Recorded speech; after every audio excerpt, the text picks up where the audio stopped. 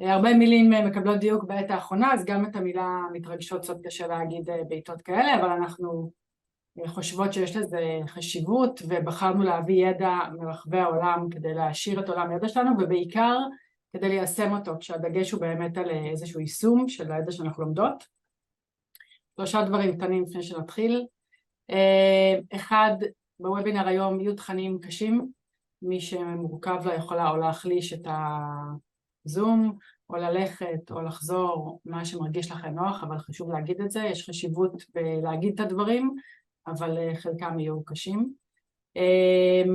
במקרה של הזקות אנחנו נמשיך לשדר ככל שנצליח, אם מישהי מאיתנו תצא בגלל הזקה, אנחנו נמצאות באזורים שונים, אז אחרות יחפו עליה.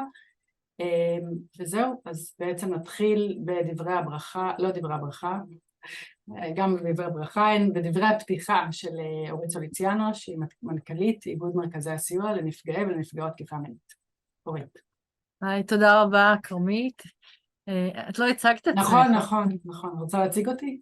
אז תודה רבה לדוקטור עורך דין כרמית קלר חלמיש, ראש תחום מחקר באיגוד מרכזי הסיוע, שיזמה את הוובינר הזה בשיתוף, ותודה רבה לאגודה הישראלית לויקטימולוגיה, מכללת קריית אונו, פרופסור דנה פוגץ', פרופסור קרן גואטה, שותפות נהדרות. אני ממשיכה את הדברים של כרמית, שקודם כל תודה לכן ולכם שהחלטתם להגיש את השעה ומשהו הקרובות לשמוע סוגיה מאוד מאוד קשה, אבל צריך להתמודד עם המציאות. אני רוצה לומר שאנחנו באיגוד מרכזי הסיוע הבנו ממש כמה ימים אחרי הטבח היום, שבעצם בישראל חסר גוף ידע מעמיק לגבי סוגיית אלימות מינית בעת מלחמה כפשע מלחמה, ולכן החלטנו בשיתוף השותפות שלנו להביא ידע ממומחיות מובילות בעולם, לקח לנו זמן למצוא את הנשים והמתאימות לנושא, ואנחנו זאת המטרה של הוובינר היום, הוא הראשון בסדרה. אני כבר אומרת שמי מאיזושהי סיבה לא תוכל או לא יוכלו להישאר עד הסוף, ב-30 לנובמבר בשעה 7 בערב, תגיע להשתתף איתנו מומחית מאוקראינה, אשת טיפול פסיכולוגית, שטיפלה בנפגעים ונפגעות שנפגעו במלחמה באוקראינה, אז אתם יכולים כבר לרשום לכם ביומן. כמה מילות פתיחה. אנחנו נמצאות כעת באחת מהתקופות הכי קשות שידעה החברה הישראלית.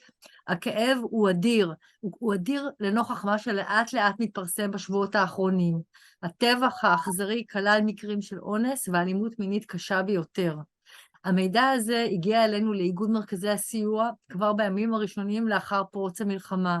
אנחנו כארגון שעוסק בנפגעות ונפגעים נזהרנו מאוד מפרסום המידע, לאור העובדה שמדובר בחיי אדם, בפגיעות מאוד קשות, במשפחות, והדבר הזה מחייב זהירות אדירה.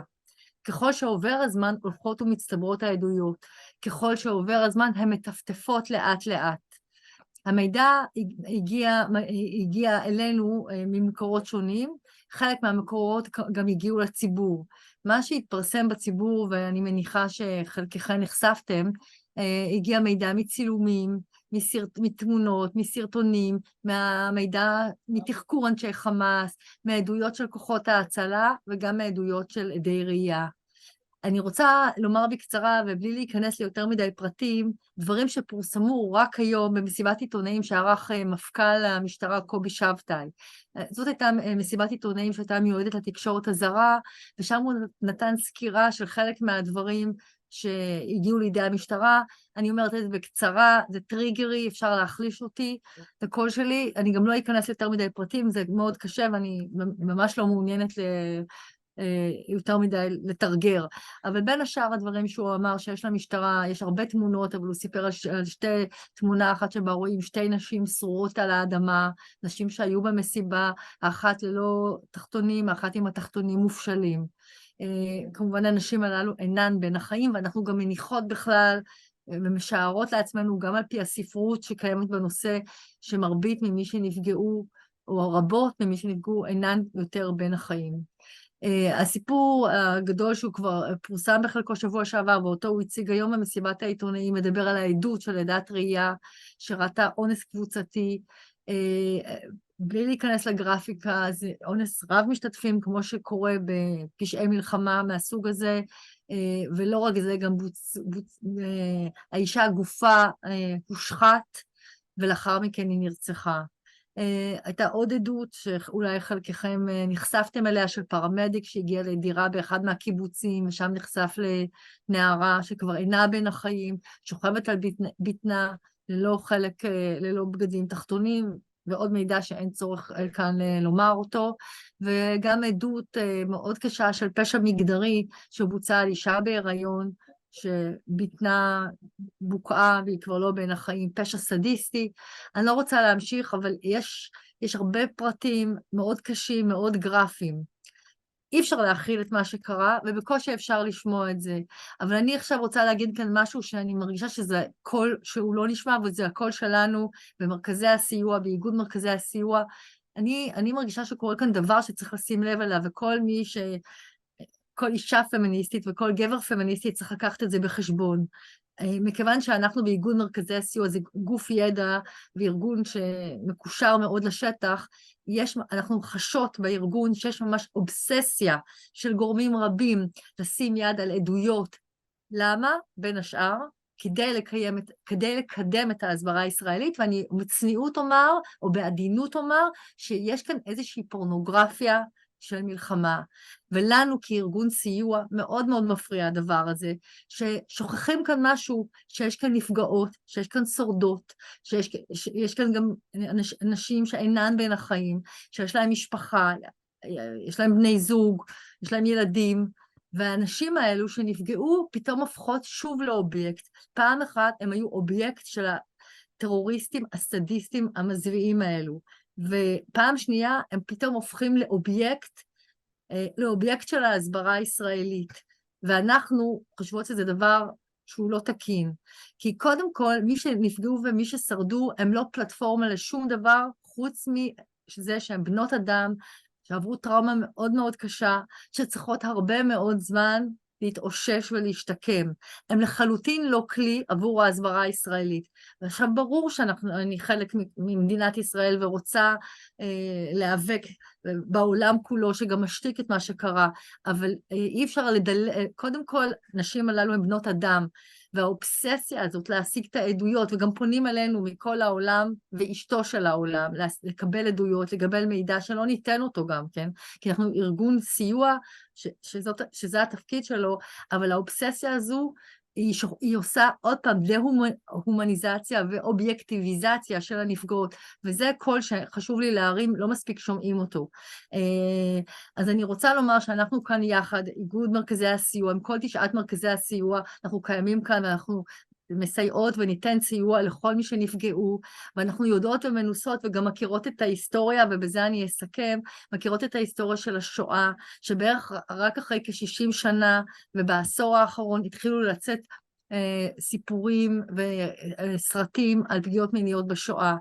לקח שנים רבות, זה לא מיטו, ולא תקום כאן אישה שתגיד, כן, כך וכך זה קרה לי, ו10 אנשים עשו לי כך וכך. הנפש צריכה להתאושש מזה, להחלים מזה, ואנחנו כולנו כחברה צריכים לתת זמן, ולא לרדוף באובססיביות אחרי הדבר הזה. ואני אגיד עוד משפט לסיום, שאני כן דואגת, כי אני שמעתי את המידע הזה, שלאור, וזה ייחקר עוד בהמשך, שבגלל כל הדבר הזה היה אירוע שאף אחד לא ציפה לו, והיו הרבה מאוד גם גופות שהיה צריך להביא אותם לקבורה, לא נאספו ראיות פורנזיות, לא היה כנראה פרוטוקול כזה, ומדינת ישראל בהיבט הזה מפספס, אין לה מידע, ולכן המידע שהיא צריכה זה מהאנשים שהם בין החיים, אבל שוב, אנשים שחיים ושורדים, הם קודם כל צריכים להשתקם, ואנחנו כולנו צריכים לזכור את זה. אז תודה רבה, ואני מעבירה חזרה לקרמית. תודה רבה אורית. בזמן שדיברת חשבתי שאנחנו כל כך הרבה שנים עוסקות בתחומים האלה, ואף פעם לא דמיינתי שאני אשב ואני אהיה בוובינר שעוסק בפגיעות מיניות במלחמה, ותמיד היה חומרים רחוקים שדמיינתי שקשורים לרואנדה או מדינות רחוקות, והנה אנחנו ניצבים בפני הסוגיה הזאת שאנחנו צריכות לטפל בה. אז אני מעבירה את רשות הדיבור לפרופסור קרן גואטה, מנהלת שותפה של האגודה הישראלית לויקטימולוגיה, וראש המגמה לויקטימולוגיה במחלקה לקרימינולוגיה באוניברסיטת בר אילן. קרן. תודה כרמית. אז אני באמת מבקשת להודות לאיגוד מרכזי הסיוע ולאורית וכמובן לכרמית וגם לקריאה האקדמית אונו על שיתוף הפעולה הזה, שבו בעצם היום אנחנו פותחים בסדרת הרצאות מטובי המומחים בארץ ומומחים עם ניסיון. היום כמובן נלמדנו ממלחמות הבלקן. התמהיל של הקהל שלנו היום משקפת את מטרות ההרצאות. יש פה קהל מולטי דיסציפלינרי, יש כאן נשים מעולם המשפט, עולם המגדר, עולם הטיפול, העולם הסוציולוגי, כי המטרה שלנו היא בעצם בסדרת ההרצאות הזאת היא גם ללמוד מהעולם ובעיקר לחשוב ביחד על שיתופי פעולה ופעולות ויוזמות שיעזרו לכולנו לקדם את הנושא ולהתמודד באופן יעיל עם התופעה של אלימות מינית ואלימות מגדרית בתקופת מלחמה. כדי שנוכל להפיק את המרב מהוובינר ערב, אני רוצה להסב את תשומת לבכם לשלושה היבטים עליהם תדבר המרצה שלנו פרופסור ריסטנוביץ', ולבקש מכם ומכן במהלך ההרצאה של פרופסור ריסטנוביץ' לציין סוגיות, להעלות יוזמות, להעלות רעיונות ולהעלות מחשבות על איך אנחנו יכולים בעצם לתרגם את הדברים החכמים שהיא תספר לנו פה למציאות הישראלית, איך אנחנו יכולים לעשות להם איזושהי אדפטציה תרבותית עם כל המאפיינים הישראלים. לשם כך אני רוצה לסכם, לבקש בעצם להתייחס לשלושה דברים מרכזיים שפרופסור ריסטנוביץ' תדבר עליהם. הדבר הראשון, הנקודה המרכזית, היא הנושא של reaching out. איך אנחנו בעצם עושים יישוג, איך אנחנו מסייעים לאותם נשים לפנות כדי לתת מענה לצרכים שלהם. נקודה נוספת שתעלה במהלך ההרצאה היא התייחסות לכל העניין של פרקטיקה ומדיניות מיודעת טראומה. אז ברור לכולנו שצריך טיפול ייעודי, אבל זה לא רק, זה משהו הרבה יותר רחב. זה מתחיל מהסיקור התקשורתי, מהעניין באמת שאורית דיברה עליו, איך אנחנו יכולים לעשות את זה, עיתונות שהיא מיודעת טראומה, שהיא לא רודפנית, שהיא לא חודרנית, שהיא לא מציצנית, איך אנחנו, גביית העדויות, איך יכול להיות תשאול מיודעת טראומה, ועוד עיקרון מאוד חשוב במדיניות מיודעת טראומה זה השיתופיות, איך אנחנו יכולים לשתף ולהתייחס בעצם לאנשים כיוזמות, כחלק עיקרי מהפעילויות מיודעות הטראומה. ונקודה אחרונה שפרופסור ריסטנוביץ' תדבר עליה מתייחס לכך שאנחנו עומדים בפני תקופה שבה יש פנים מרובות לאלימות. אנחנו אמנם כולנו כרגע מאוד ממוקדים בנפגעים ובנפגעות מהטבח, אבל אנחנו יודעים ממחקרים בעולם שאנחנו נראה או שיש סיכון מאוד מוגבר של עד 50% של עלייה באלימות אינטימית בתוך המשפחה, יותר פגיעות מיניות, וזה כמובן קשור להמון נושאים, למתח, לחרדה הכלכלית שהופכת נשים להיות תלויות יותר בבני הזוג שלהם, ומכאן כמובן יגביר את הסיכוי לאלימות במשפחה, חלוקת הנשקים, כל הדברים האלה אנחנו יודעים מהעולם הם בעצם גורמי סיכון ארוכי טווח שימשיכו להשפיע גם כשהמלחמה תסתיים ויגבירו את האלימות המגדרית ואת האלימות המינית. אז אנחנו צריכים להתארגן בהתאם לספרות ובהתאם למה שתספר לנו עוד רגע פרופסור ריסטנוביץ'. אז חזרה אלייך כרמית. אוקיי, אז לפי התוכנית במקור הייתה אמורה לספר לנו דוקטור שרי אהרוני מהתוכנית לימודי מגדר בבן גוריון קצת כרקע על מלחמות הבלקן, אבל מאחר ואנחנו בעיתות חירום והדברים לא תמיד קורים כמו שהם צריכים לקרות, היה איזשהו בלטם לשרי והיא לא יכולה להיות איתנו היום, ובמקומה תעביר את דבריה פרופסור דנה פוגץ' מהקריאה האקדמית אונו והאגודה הישראלית לויקטימולוגיה. דנה, אלייך, את במיוט.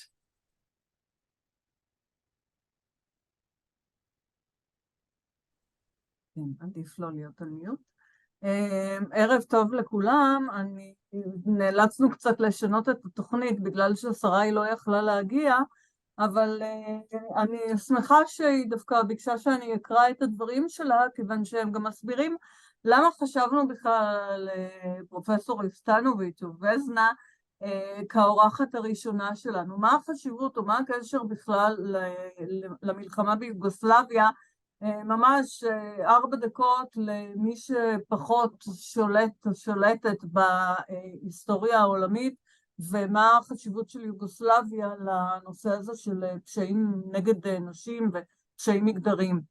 אז ההרצאה של פרופסור איסטנוביץ' מחזירה אותנו 30 שנה לאחור, לראשית שנות ה-90, לבלקן ולסדרה של מלחמות שבמהלכן התפרקה הרפובליקה הפדרלית של יוגוסלביה ל6 מדינות שונות, שזה סלובקיה, קרואטיה, סרביה, בוסניה, הרצגובינה, מקדוניה הצפונית ומונטנגרו. המלחמות האלה כללו אלימות קשה מאוד, הם כללו טיהור אתני, הם כללו ג'נוסייד, ובסופו של דבר הם הובילו גם להקמה של בית דין או טריבונל בינלאומי לחקירת פשעי מלחמה, בית הדין הבינלאומי לחקירת הפשעים ביוגוסלביה לשעבר. הדבר החשוב ביותר מבחינתנו, שזאת הפעם הראשונה במשפט הבינלאומי, שאונס הוכר כפשע מלחמה באופן מפורש בחוק שהסמיך את הפעולה של בית הדין הזה. ולמה? תכף אני טיפה ארחיב. הדבר הנוסף שהיה מאוד מעניין במלחמה הזאת, שהיא הייתה סוג למעשה של מלחמת אחים, כיוון שיוגוסלביה בסוף מלחמת העולם השנייה הוכרזה כרפובליקה שהיא רב-אתנית, כלומר כל מיני, מה שהיו קוראים אצלנו עדות שונות, כמו סרבים, בוסנים, קרואטים, אלבנים וסלובנים, והיא גם הייתה רפובליקה רב-דתית, כלומר היו בה מוסלמים, נוצרים קתולים, נוצרים פרובוסלבים ויהודים. תחת איזשהו אתוס סוציאליסטי של אחווה סלאבית. הם מאוד קידמו את הנושא של נישואים מעורבים, חילוניות ושפה משותפת, אבל בפועל זה לא כל כך עבד, ולכן היו שתי קבוצות בולטות, הסרבים והקרואטים, שכשמדברים על המלחמה בדרך כלל מדברים עליהם. אחרי שברית המועצות התפרקה, במהלך 1991, סלובניה וקרואטיה הכריזו על עצמאות ועל פרישה. נשיא סרביה, שגם כיכב אחר כך במשפט הבינלאומי, סלובודן מילושביץ, לא הכיר בהכרזה הזאת, והוא למעשה הוביל את הצבא העממי של יוגוסלביה למלחמה נגד קרואטיה, ופה אנחנו מגיעים לנושא שלנו. מלחמת בוסניה נמשכה למעלה מ3 שנים, מ-92 עד 95. עכשיו, לנו בישראל האסון הזה של 7 באוקטובר, זו פעם הראשונה שדבר כזה קורה, ואנחנו מתייחסים אליו ובצדק, לפעמים אפילו כאל שואה שנייה, וכאל אסון שההיקפים של הפגיעה באזרחיות ובאזרחים, אנחנו לא ראינו כזה דבר. לשם השוואה, במלחמת בוסניה, כולה נהרגו יותר מ100,000 אנשים, 2 מיליון אנשים עקורים מבתיהם נאלצו לברוח ולעזוב.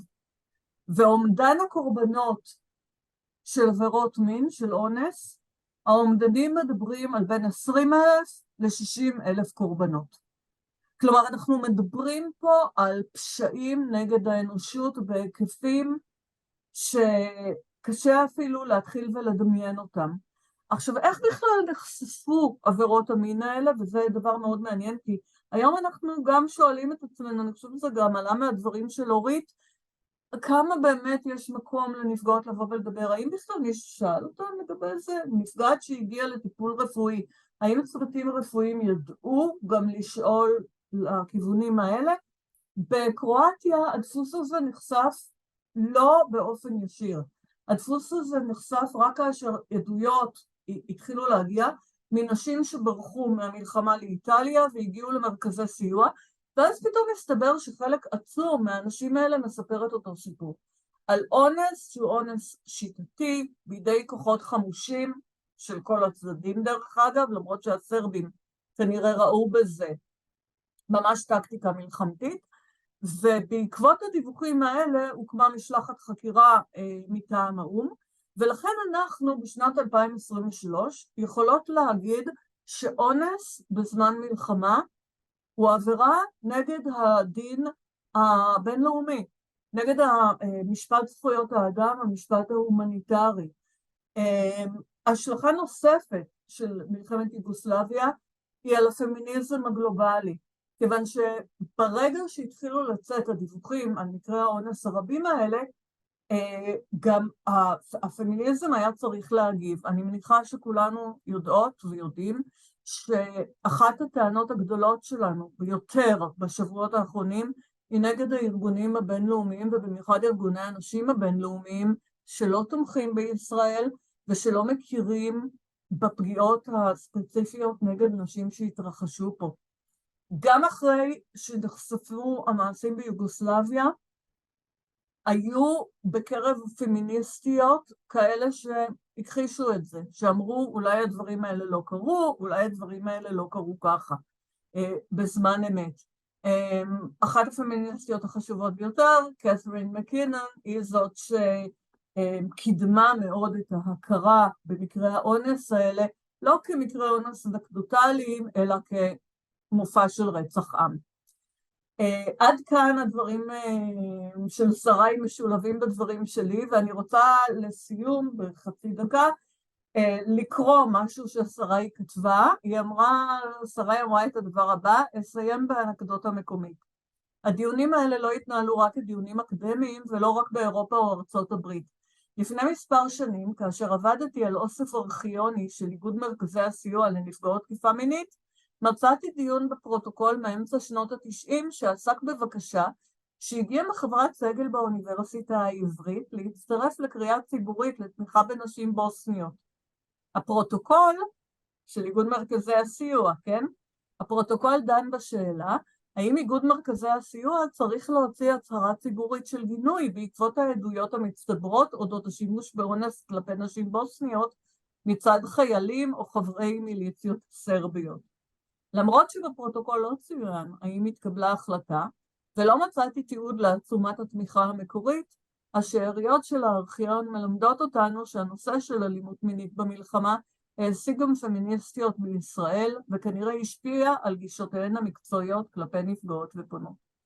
אז בגלל שאנחנו לא חושבות שהמצאנו את הגלגל, לצערנו בנושא הזה, ובגלל שאנחנו חושבות שאפשר ללמוד הרבה מחברותינו בעולם, כאלה שכבר נאלצו להתמודד עם אתגרים כאלה שבפתחם אנחנו עומדים עכשיו, לכן אנחנו ביקשנו דווקא מפרופסור סטנוביץ' לבוא ולדבר איתנו במפגש הראשון בסדרת המפגשים האלה. תודה דנה, זה היה מעניין החיבור לאיגוד בסוף, אנחנו נלך לבדוק מה קרה עם זה.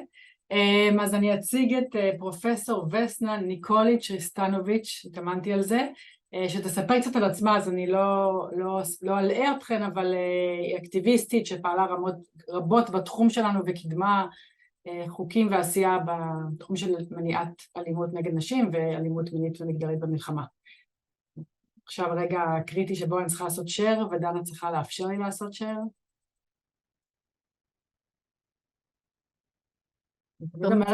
תסבירי שהכנו את הסרט כדי להקל על הסרט. נכון, תודה אורית.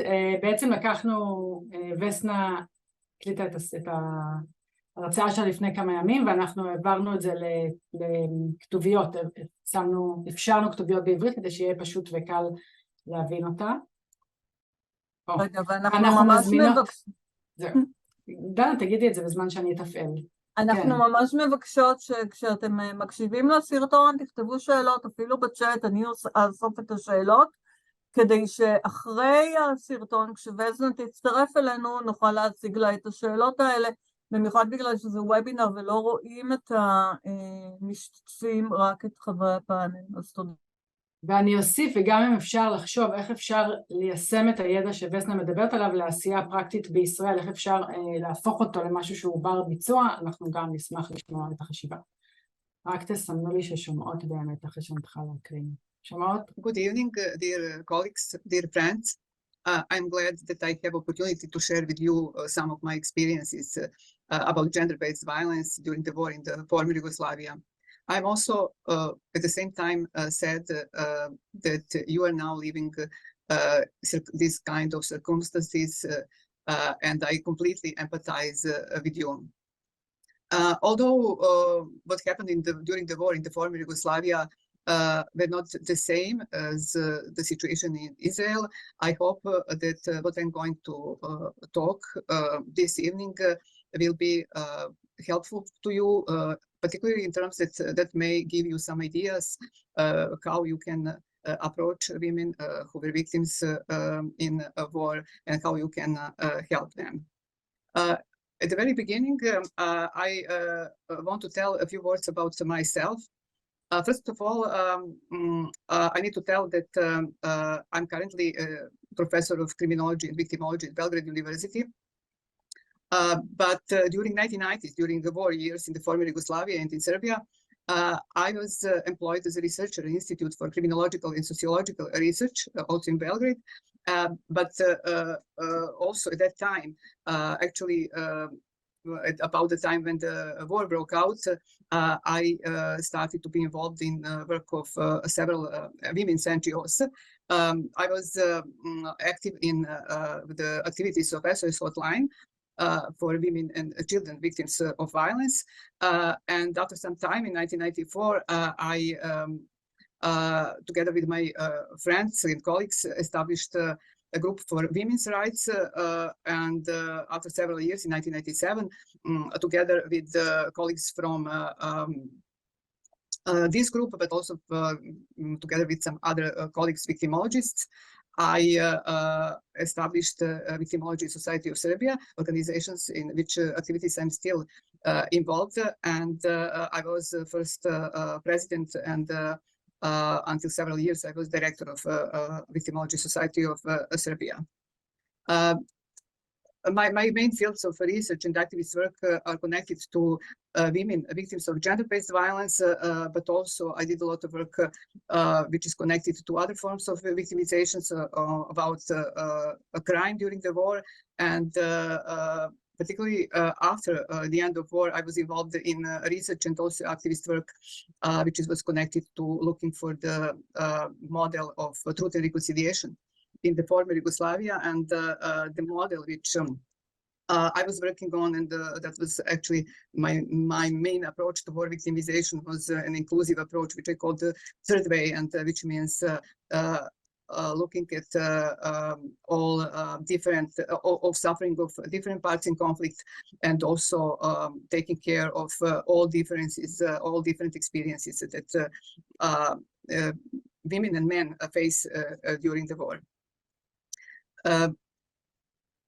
Speaking about what I did in these 1990s during the war, I would like first to tell a few words about how I and my colleagues approached women in this year in order to help them and in order to learn about their experiences in war.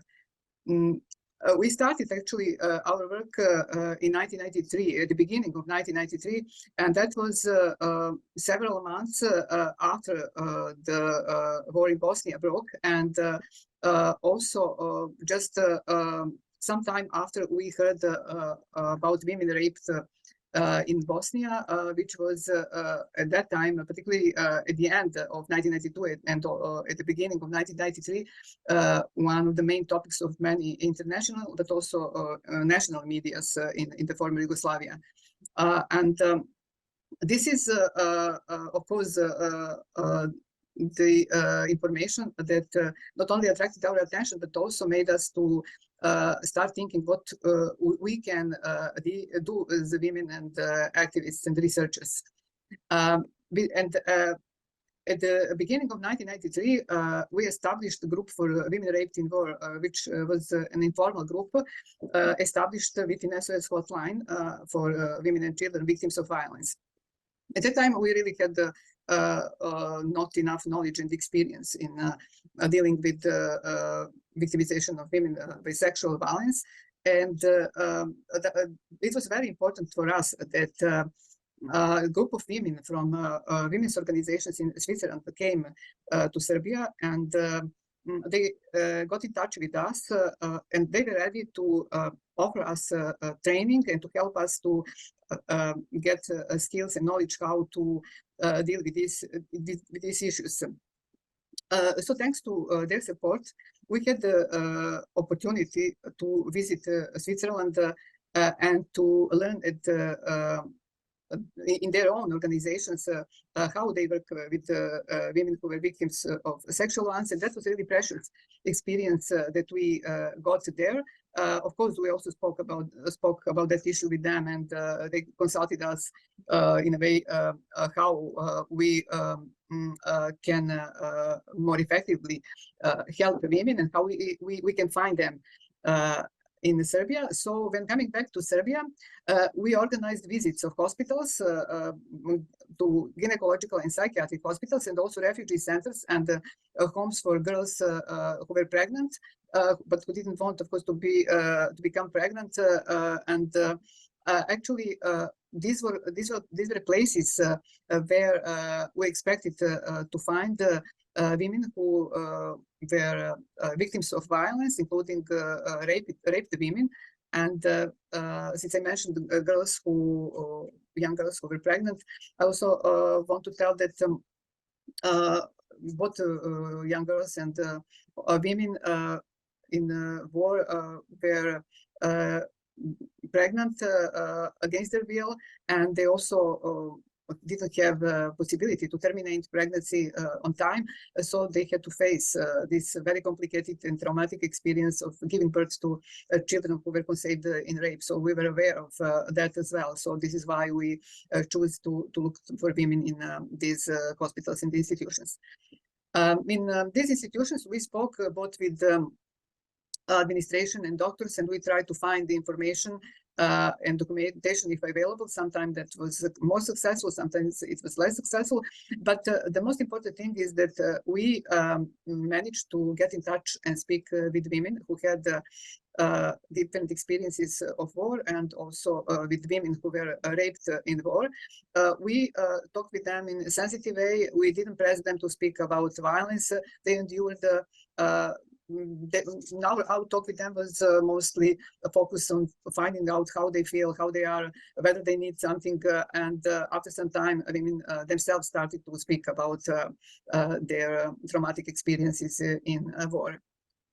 Also, during 1993, we started to realize from the calls to SOS hotline that there is new pattern, a new characteristic of domestic violence, which is connected to men coming back from warfare, who became more violent than before, or who started to be violent against their wives, their children, and other relatives after coming back from warfare.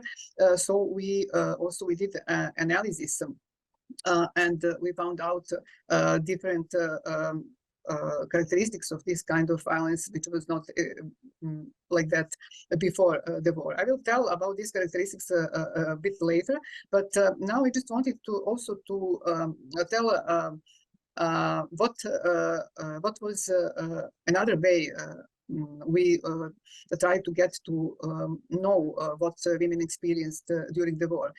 At the end of 1993, I started to plan actual research on violence against women in war. I had in mind the sexual violence, of course, because this was presented by the media as the main form of violence against women.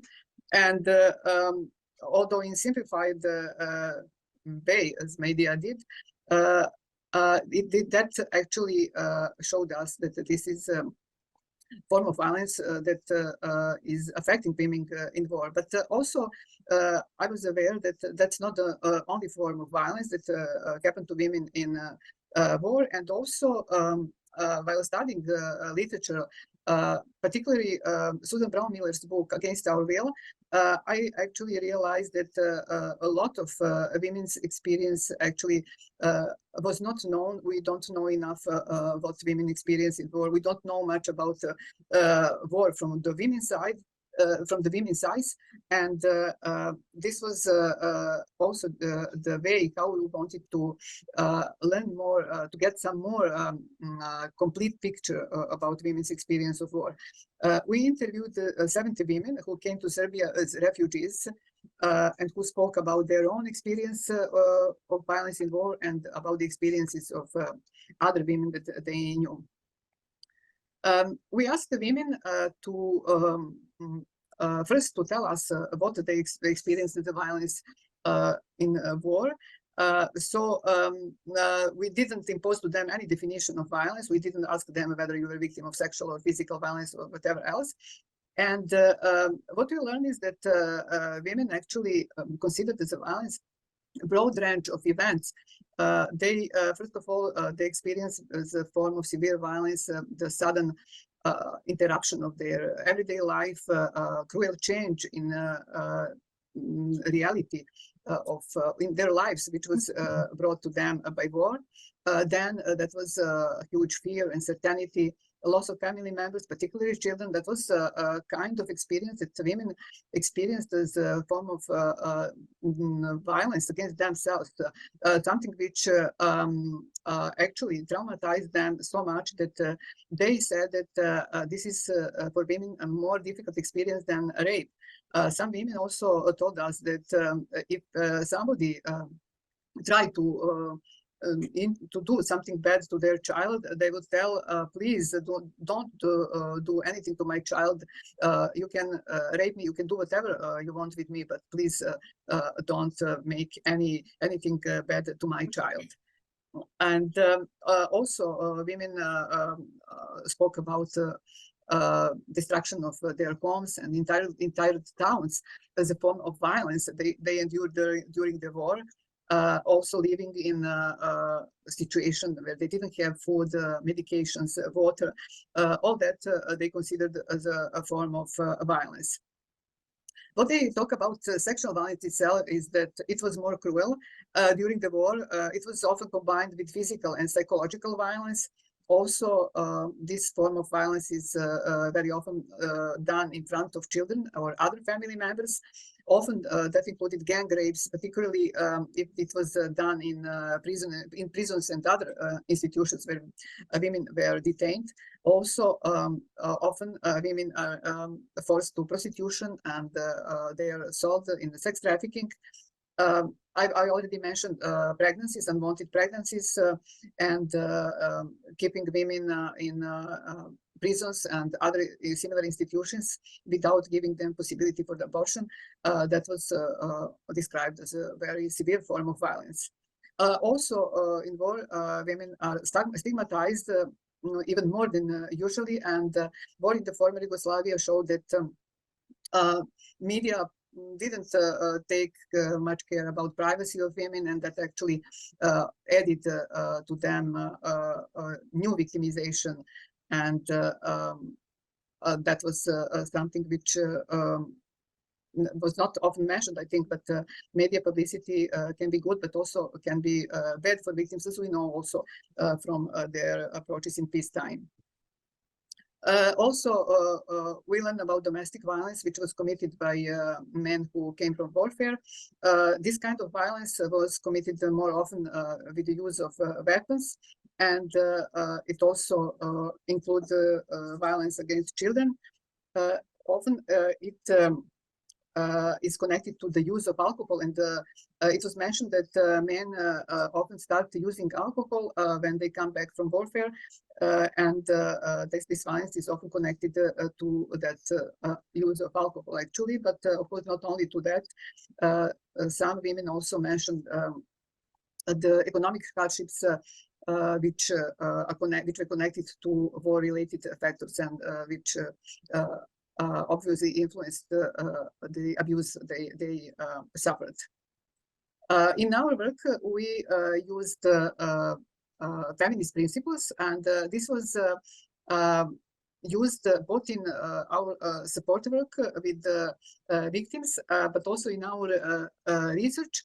The main approach is actually empowering women to find their own solution, and also having confidence in women, not considering women guilty, and letting them to talk without interruption and interpretation and validation. In our research, we combined actually support to women with doing interviews with them, and that was actually a very slow process. We first started to be supportive to them, and then we explained them about our research and asked them if they wanted to talk with us about their experience. And women accepted that. And what is also important to mention is that this research was also the way of empowering women in a way that we tried to actively involve them in research itself. So they helped us to get in touch with other women. Some of them interviewed also other women. They edited the transcripts of their own interviews, and they also were happy to come to the presentation of the book, which resulted from the research, and also they were very grateful that they received a copy of that book. So that was also the way of keeping and actually helping women to be active, to stay active, and in that way we actually were helping them to get again their power and their life in their own hands. This is what I intended to tell you this evening. I hope that it may be of some interest for you, although probably some of things I mentioned you already know. I look forward to hear from you about your own views and experiences, and of course I'm happy to answer your questions. At the end, I would like to stress something which unfortunately was not known to us. No one told us when we did our work in 1990s. That is the need for you to take good care of yourselves at first place. As they say in the plane, before assisting others, you need to help yourself, you know, with all these things, with putting mask first to yourself. I think it's very important, although, I mean, it's not really so easy in war-affected societies where everyone is a victim in one way or another. But I would like that you have that in mind as a reminder that you, as everyone else, have your limits, and you just take care of yourself. Thank you for your attention. Okay, thank you, Vesna. Now where is the real Vesna? Vesna, are you here with us? Okay, Dana, you will guide this part. Vesna, thank you so much for joining us. It is so interesting, and I think we can all empathize with things that you've been through because we experience them now. When you talked about the women who thought that hurting the kids is much more offensive than rape, I was thinking about this woman who's on television today whose kid was kidnapped, and which is just, you know, an unbelievable situation. And we've got so many questions for you, so maybe I will just start, and please let me know if there's any need for translation, because we can go back and forth from English to Hebrew. That's fine. So the first question is, if you could please tell us a little more about the stigmatization of women, of those women, and how can we fight it? Can the media help in any way? Do you think now in hindsight? Yeah, I mean, that's really difficult, because it's difficult even in, so to tell, normal time, because media are looking for sensational information, and they actually often use this approach when writing and speaking about any victims. So the stigmatization, unfortunately, was not less emphasized in wartime than in peacetime. Even it's contrary, and what I mentioned in my talk, it is mostly connected to how media report about war, and this sensational informing actually not only stigmatize victims, but it also create the picture which is not a true picture. It's always exaggerating what one side do and minimizing what the other side do, and also when it comes to the use of or misuse of victims, it's usually it's very often use of photographs of victims, and also what we had experience with in the former Yugoslavia, it was that actually media, international media talked about Muslim women almost exclusively, and although they were considered the main victims of sexual violence in this war, they were actually stigmatized in a way that the journalists came to Bosnia, and they were searching for Muslim women who speak English, and that was the main criteria.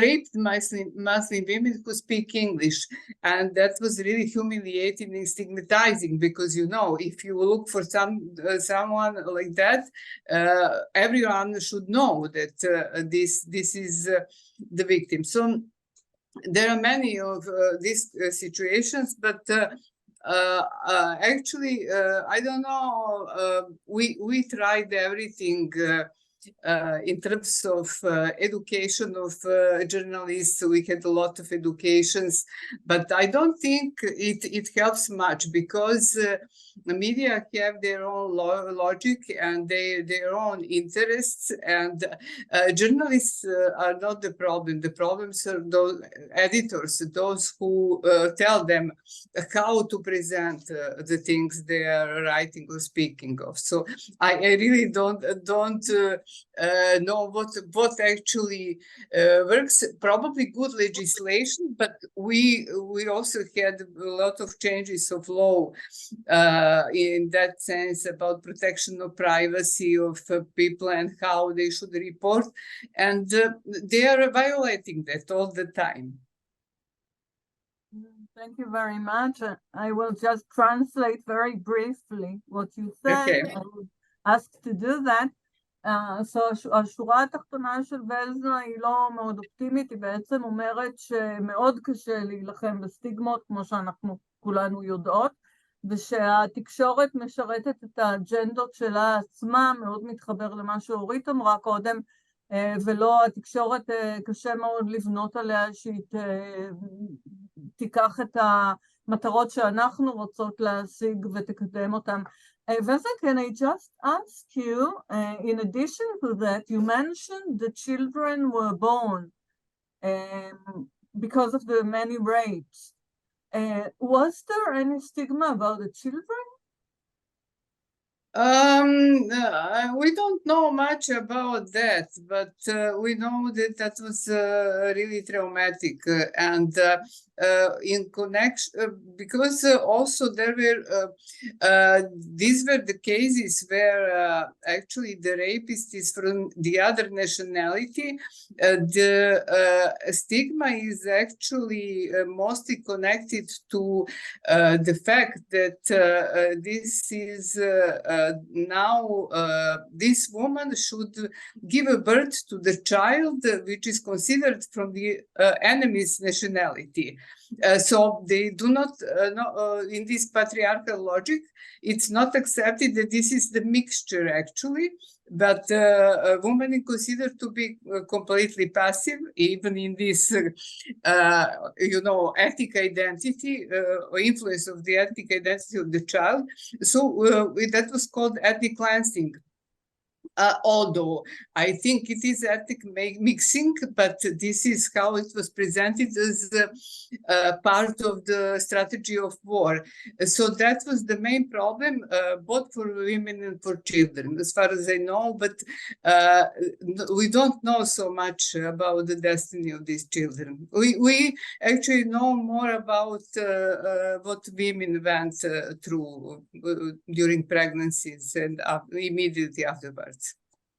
Thank you. I'll just translate briefly. היא אומרת וזנה שלמרות שנולדו הרבה מאוד ילדים כתוצאה ממקרי אונס, אין מחקרים על הילדים האלה, יודעים הרבה פחות עליהם מאשר על אנשים, והיחס לילדים האלה הוא כאל ילדים של האויב, למרות שהם למעשה מעורבים, 50%, מתייחסים לזה כאל טיהור אתני, בעוד שלפי דעתה זה איזשהו ערבוב אתני ולא ממש טיהור. אז זה מעלה הרבה מאוד שאלות כמובן. Okay, so the next question is, was there any research that you know of about witnesses, people who witnessed rape or any other severe form of violence? To be honest, I cannot think at the moment about any research. Not really. I don't remember that I came across such research. Thank you. That's very important for us because much of the violence took part in front of relatives, in front of children, so I guess that's where the question comes from. Okay, so וזנה אומרת היא לא מכירה מחקרים שעוסקים בנושא המאוד חשוב של אנשים שהיו עדים לפגיעות גם אם הם לא נפגעו בעצמם. Were there any cases of sexual offenses against men or male children? We know that there were cases, and they were not so rare, of sexual violence against men, mostly in prisoners and other detention institutions.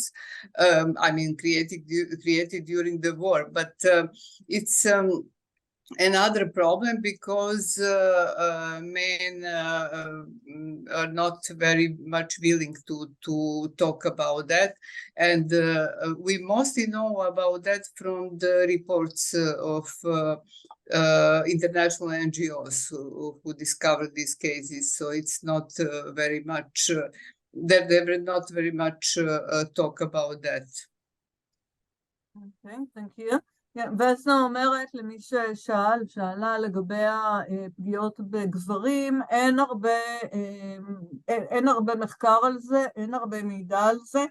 המידע שיש הוא מארגונים בינלאומיים שדיווחו על מקרים של פגיעות בגברים, בעיקר בהקשרים של בתי כלא, שבהם היו פגיעות של אסירים באסירים אחרים. אני אוסיף וובינר הבא שלנו על אוקראינה, אנחנו נשמע קצת גם על פגיעות מיניות בגברים, כן, שם זה כן תועד.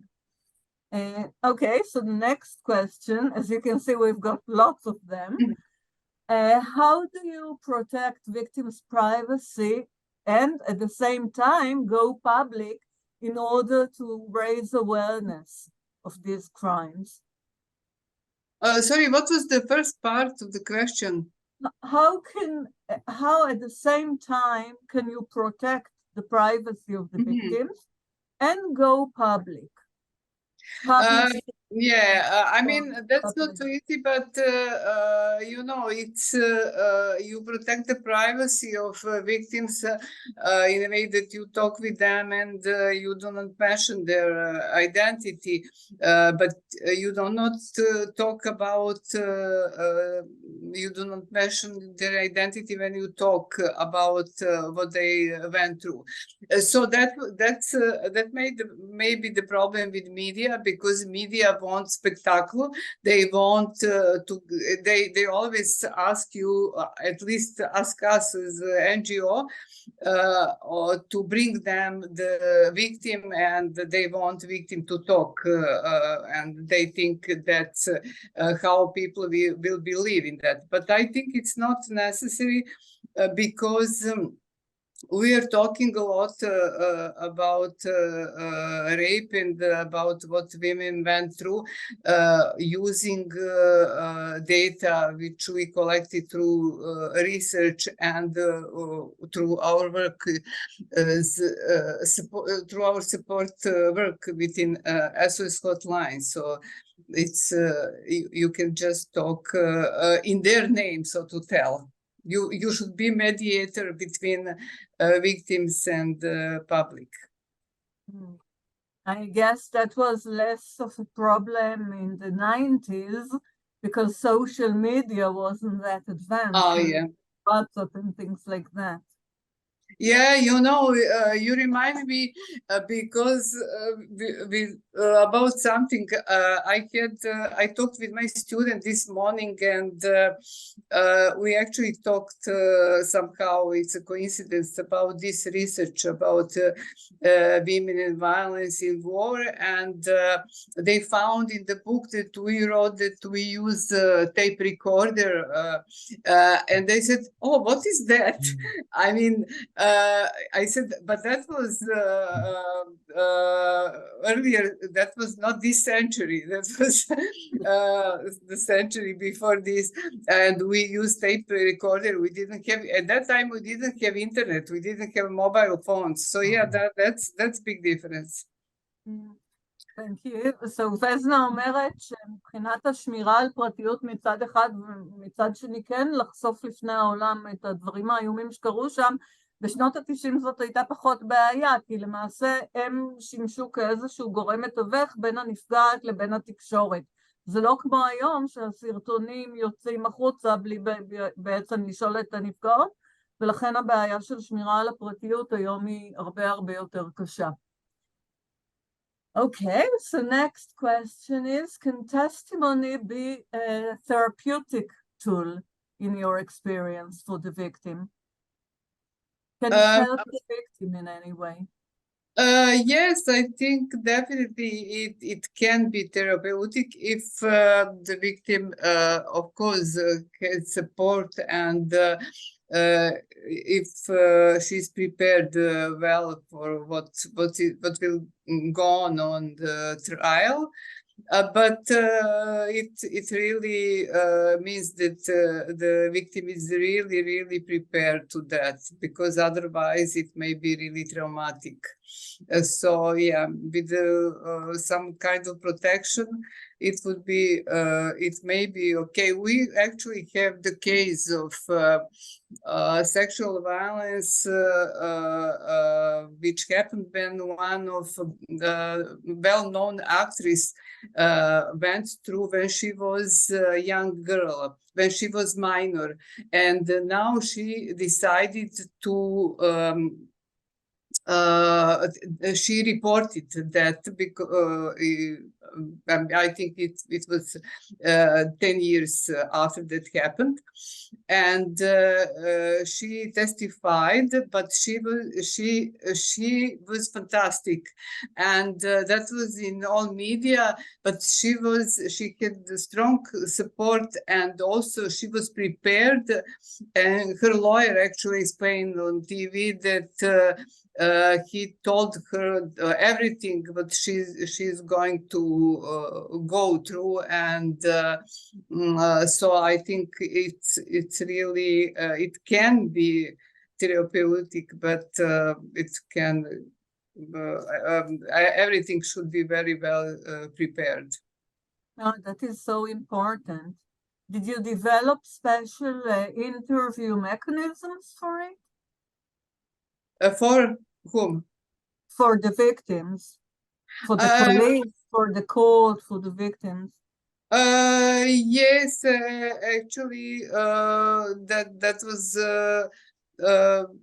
I mean, very sensible questionnaire for going through from very simple questions to more to questions which are more sophisticated, and yeah, it should be really good prepared. Thank you. אז בזנה אומרת שלשאלה האם עדות יכולה גם לסייע לנשים, לקורבנות האלה, היא אומרת שבאופן פוטנציאלי כן, אבל היא מסייגת את זה בכך שהעדות הזאת היא חייבת להיעשות בתנאים שמתאימים לאישה, רק כשהיא מוכנה לזה כמובן, רק על ידי אנשי מקצוע כמובן, ואני מניחה שבאחד הוובינרים הבאים אנחנו גם נרחיב על הנושא הזה, כיוון שזה בדיוק באמת האזורי עיסוק שלי. Okay, were there any, previous question from Orit. What helped the women who struggle with the effects of the offenses? Where did they get the strength from? Very important. What was the question about women? The women who had to cope in your research with the effect of those horrible crimes, what gave them strength to do that? What? You don't hear that about the strength. What? In your opinion, what made the recovery possible? Okay. If there was a recovery. What helped them? Yeah, I think actually that was the activity that they were active, and they are active actually in struggling with everyday difficulties in their life. So because they had so many problems to solve, and also I think what helped them was when they had family, when they had children, and whether children who were okay, who didn't have any problems, but also for women it's interesting, it's helpful also when they have children who have some problems, some illness or some handicap, and then they are focused on them to help them, and they do not think so much about what happened to them.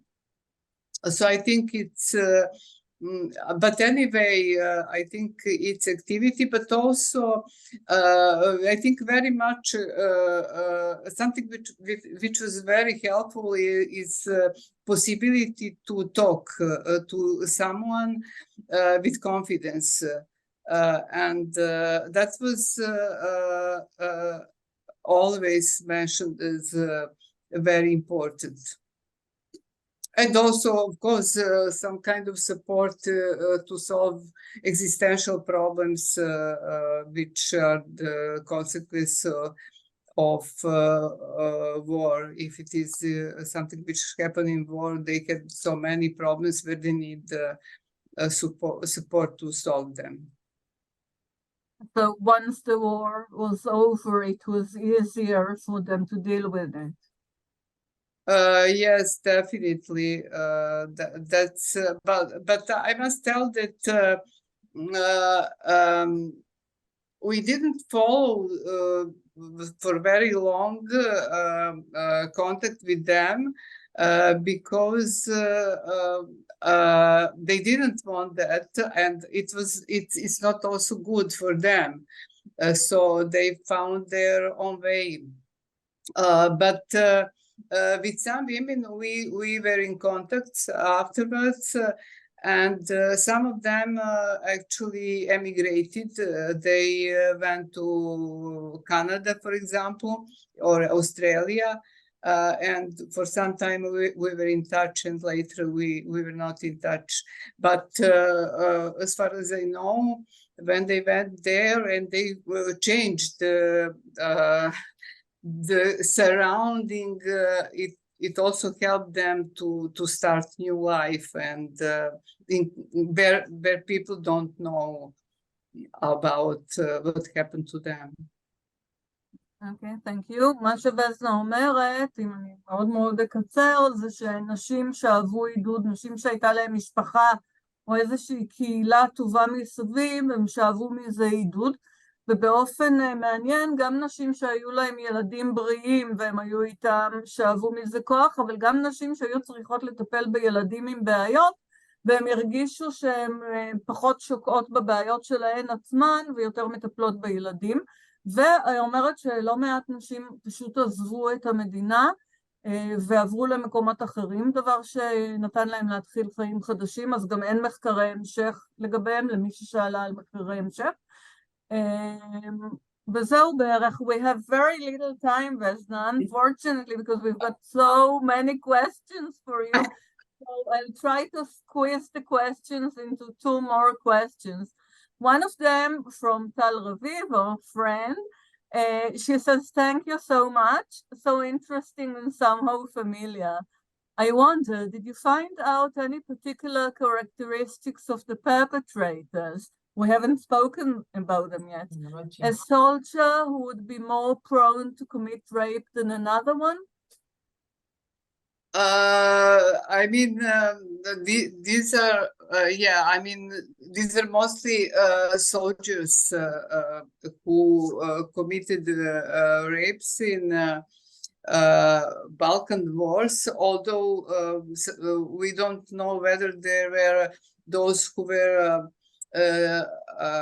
there because they were forced to go to war, because we also had people who volunteered to go to war and those who were forced. But these were soldiers, but not only soldiers. There were also people from other ethnic group who wanted, who in this way actually wanted to show their feeling about the enemies. So that was a kind of revenge which they took on women by raping them. But was there any research about the characteristics of the soldiers themselves? About the characteristics of this, no, I never saw that kind of research. Okay, thank you. אז היא אומרת בעצם שרוב המקרי האונס בוצעו בידי חיילים, שמעניינים ההבדלים מישראל, ולמיטב ידיעתה לא נעשו מחקרים על איזה סוג של אופי יותר יגרום לבן אדם להיות, להגביר את הסיכוי שהוא יאנוס. So the last questions, and I'm sorry really for all the people who wrote questions and we simply don't have time for them, but in later webinars maybe we'll ask you to come again, Vesna, because there's so much. Yeah, okay. Or you can send me the questions and I can answer them. I've been translating your papers and I will send them to whoever wishes to read them. So we'll start with that. So the last question is, if you have anything positive to tell us about your, your resolutions, the things that you know now, 30 years later, can you see anything positive about the situation, about recovery, about the way the state dealt with those victims, about things that we as Israelis who are facing this problem for the first time, things that we can do to improve the situation for the victims? What may be positive, first, it's that we are more resilient than we think that we are. So it also applies to everyone who is victim. So I think that we should believe also in these inner capacities we all have in ourselves. And also that you can do a lot, even talking between yourself and be supportive to each other, and then also to other people, or to teach other people how to support others. But on the positive side, I can tell you, I mean, everything will be the past one day. Although it's I don't know how it sounds, but I was thinking while preparing for this lecture that for me it was really so helpless situation. I felt so powerless in these 90s, and this work with victims was the way how to survive mentally, actually. And now I look at that as something which is in the past, and of course I have this experience now, and I can apply that in the work with victims now in Serbia, or to exchange this experience with you. But yeah, I mean, I think also that we should believe in our capacities to recover. So yeah, that would be positive. It's written and every word, Besma, because it is so important. So Yeah, I'm going to בסנה אומרת שאפשר אנחנו יותר חסינים ממה שאנחנו חושבים, וצריך להאמין ביכולת הפנימית שלנו. אפשר לעשות הרבה, אפילו כשמדברים בינינו, לתמוך אחד בשני וללמד אנשים אחרים איך לתמוך. יום אחד הכל יהיה בעבר. בשנות ה-90 היא הרגישה חסרת אונים, ודווקא העבודה עם הנפגעות חיזקה אותה. היום היא מתייחסת לזה כאל דבר שהיה בעבר, הוא היה פעם. היא יכולה ליישם את זה בעבודה שלה היום עם נפגעים, אבל זה הפך לפחות אישי. Thank you so much, Vesna. That was an eye-opener for us as the first webinar on this subject. It is priceless, really. Your knowledge and your capability to deliver it. I'm so happy we invited you. I mean, I'm glad that I could see you and talk with you, and take care of yourself, and stay strong. Thank you very much, and we hope to see you in Tel Aviv, maybe not in the nearest future, but later. Yeah, of course, I've been in Tel Aviv. But I would love to come back. And if you need again me, I would be happy to talk whatever. Just be free to write me, and yeah. Thank you so much, Vesna. Oh, thank you so much. Thank you. And now we're going back to Hebrew. Yeah. Bye. Thank you. Bye bye. Thank you. Bye. אנחנו ממש בסוף, והשאלות היו ארוכות ומעניינות, ובעצם אמרנו שבסוף ננסה לקחת את כל מה שהיה פה הערב, ולהפוך אותו למה עושות עם זה באמת בישראל בימים אלה. אני חייבת להגיד שגם מילות הסיום שלה עוררו בי הרבה תקווה, ותקווה היא דבר מצרך חשוב מאוד בימים אלה. ולאורך ההרצאה שלה חשבתי גם על המתח בין הרגישות הנפגעות על המשפחות שלהן, בין הרצון שלנו כן להשמיע את הקול הזה ולדבר על הפגיעות שהיו ולא להחביא אותן, גם על האקטיביזם שהם פעלו בו בעצם בחיפוש אחר הנפגעות, שאני לא יודעת כמה אנחנו פה בישראל נוהגות לפעול ככה, גם על המחשבות של איך הן מתמודדות עם האלימות במשפחה והאלימות בכלל אחרי המלחמה, שזה עוד משהו שאנחנו כנראה נצטרך להתמודד איתו. דנה, קרן, אורית, אני אשמח לשמוע מה אתן חשבתן, ומי שרוצה לכתוב בצ'אט כן מחשבות על איך מיישמות את מה שווסנה סיפרה על העשייה שלנו פה בישראל, אז אני אשמח לשמוע. כן, חברות, מישהי מכן רוצה להשמיע?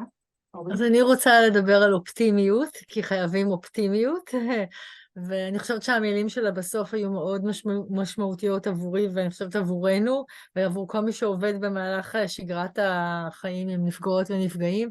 יש לנו כוח, נוכל להתמודד עם זה. אנחנו במרכזי הסיוע, וגם קרן ודנה במחקר ובאקטיביזם מכירות עשרות, מאות נפגעות ונפגעים, החיים ממשיכים, מתחזקים, מתמודדים, ואנחנו, וכל מי שנמצא כאן, זה חלק מקהילה תומכת, וחייבים להיות אופטימיים, אין לנו ברירה, ועם זה אני לוקחת והולכת הביתה ולמחר ולהמשך הפעילות שלנו, אז באמת תודה רבה. תודה אורית. קרן? אחד הדברים שאני לוקחת איתי מהערב הזה זה באמת איזושהי יצירת בהירות ערכית ואתית כשאנחנו עובדים מול נפגעות. הם מעל הכל, הצרכים שלהם, הרצונות שלהם, הם מעל כל הצרכים האחרים, וכל הרצונות הם לא עוד כלי בשירות של הסברה כמו שאורית אמרה, ואני חושבת שאנחנו צריכים לאמץ יותר ויותר מדיניות ופרקטיקה מיודעת טראומה בכל התהליכים ולתמוך באותם נשים, ואני מתחברת מאוד לסיום. אפשר לעשות את זה, אנחנו באמת הרבה יותר חזקים ממה שנדמה לנו. תודה. דנה, פרופסור דנה פוגש. אני חושבת, כי זה היה ממש מעורר מחשבה ומרתק, ויש לזה הרבה מאוד השלכות על הרבה מאוד כיוונים. אנחנו לא אמרנו בתחילת הוובינר, אז אגיד את זה עכשיו, שבכוונה בחרנו גם נושא כללי, שמעניין לדעתנו את כולם, גם משפטניות וגם פסיכולוגיות ואנשי טיפול וקרימינולוגים בטח, ובוובינרים הבאים אנחנו נעסוק באופן יותר ספציפי בנושאים מסוימים, כי וזנה היא לא משפטנית, אבל אני לוקחת ממה שהיא אמרה כמובן מסקנות שהן מאוד מאוד משפטניות. אני גם רוצה להתנצל לפני כל מי שלא הספקנו להעלות את השאלות שלה, אני קראתי את כל השאלות והן היו שאלות נהדרות ומרתקות, אז אני מקווה, אנחנו ננסה לזכור אותם, לשמור אותם, ואני מקווה שבעתיד באמת תהיה לנו הזדמנות להתייחס אליהם. דבר האחרון, שאלו אותי כמה בפרטי בינתיים, אם אפשר לקבל דברים, את המחקר של וזנה, זה לא מחקר אחד, וזנה כתבה בערך 40 מחקרים על הנושאים האלה, רובם רק כתובים בסרבית, לי יש תרגומים של חלק מהדברים, אז מי שרוצה מוזמנת לפנות אליי ואני אשלח במייל מחקרים שלה. תודה. המחקרים שלה גם באנגלית מהשנים האחרונות, אז אפשר גם כן... כן, אבל על הנושא של reconciliation ולא על המלחמה כל כך. reconciliation גם חשוב. אני רוצה להגיד שאנחנו, היו כמה שאלות בצ'אט ובשאלות לגבי האם צריך להירשם שוב לסדרה. אנחנו נשלח הזמנות לכל מי שבעצם נרשם להרצאה הזאת, נשלח, יש לנו את המיילים, אנחנו נשלח גם להרצאות הבאות. ואני רוצה להגיד שווסנה קצת נגע במה שאני כל הזמן אומרת לילדים שלי, שמלחמות מתחילות ונגמרות, ויהיה את היום של אחרי, ואני ממש מקווה שיום אחד נדבר על זה, ואתן זוכרות שפעם, ונרגיש לפחות שעשינו את המיטב. אז תודה לכל מי שנשארה עד הסוף, ונשאר עד הסוף. אני רוצה להזכיר שזה באמת הוובינר הראשון בסדרה, בחרנו לפתוח עם נושא רחב יחסית, ובהמשך אנחנו נעמיק בנושאים יותר ספציפיים ונקודתיים. אז תודה רבה לכולם. עוד מי שרוצה להגיד משהו לסיום? ערב טוב, לילה טוב. ערב טוב, תודה. לילה טוב, ביי. אני סוגרת את הוובינר.